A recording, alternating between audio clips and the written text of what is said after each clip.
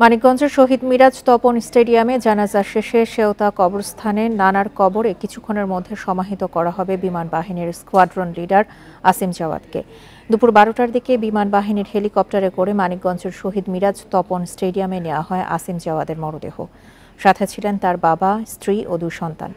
এর আগে থেকেই সেখানে অপেক্ষায় ছিলেন নিহতের মা নীলুফা আক্তার। বিমান থেকে নামিয়ে মরদেহ রাখা হয় অ্যাম্বুলেন্সে। এ সময় তাকে এক নজর দেখতে ভিড় করেন পরিবার, স্বজনসহ কয়েকশো মানুষ। বৃহস্পতিবার চট্টগ্রামে বিমান বাহিনীর প্রশিক্ষণ যুদ্ধ বিমান বিধ্বস্ত হলে নিহত হন বিমান বাহিনীর স্কোয়াড্রন লিডার আসিম জাওয়াদ।